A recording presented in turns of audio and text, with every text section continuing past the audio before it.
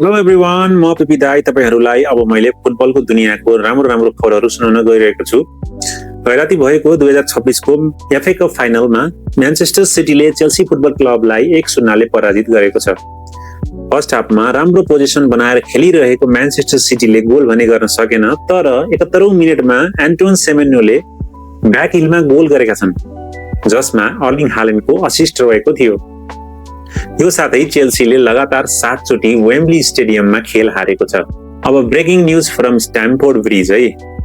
चेल्सीले आधिकारिक रूपमा जावी अलोन्सोलाई 4 वर्षको कन्ट्र्याक्टमा म्यानेजरको रूपमा नियुक्त गरेको छ। 44 वर्षीय स्पेनिस खेलाडी सिरियस स्टाइलले स्ट्यामफोर्ड ब्रिजमा आइसकेका छन्।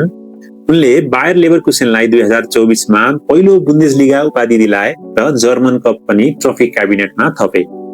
यो घोषणा म्यानचेस्टर सिटीसँग चेल्सीको एफए कप फाइनल पराजित भएपछि मात्र भएको हो, जसले यो अशान्त सिजनमा अर्को परिवर्तनको संकेत गर्दछ। गएका सिजनहरू एकदम अशान्त रहेको थियो, अब भने जावी अलोन्सो आएपछि एकदम राम्रो परिवर्तनको संकेत भने देखिन्छ। दुई पर्मानेन्ट म्यानेजरहरू पहिले नै स्याक भइसकेका छन्। अहिले इन्टरिम म्यानेजर मिस्टर क्यालम मैकफार्लेनले चलाइरहेका छन्। अब जावी अलोन्सो आउनु अघि क्यालम मैकफार्लेनले 2 खेल अझै खेल्नेछन्। जावी अलोन्सोले भनेका छन् कि विश्वको सबैभन्दा ठूला क्लबहरू मध्ये एक चेल्सी फुटबल क्लब पनि हो र यो क्लबमा म अनुबन्धित हुन पाउँदा एकदम मलाई प्राउड फिल भइरहेको छ र उच्च स्तरमा प्रतिस्पर्धा गर्ने र उपाधि जित्ने पनि टोली निर्माण गर्ने पनि म दृढ गर्दछु भनेका छन्। चेल्सी फ्यानहरूको लागि यो एकदम ठूलो कुरा हो। जावी अलोन्सो एउटा म्यानेजर मात्र होइन, उनी एकदम राम्रो खेलाडी पनि हुन्।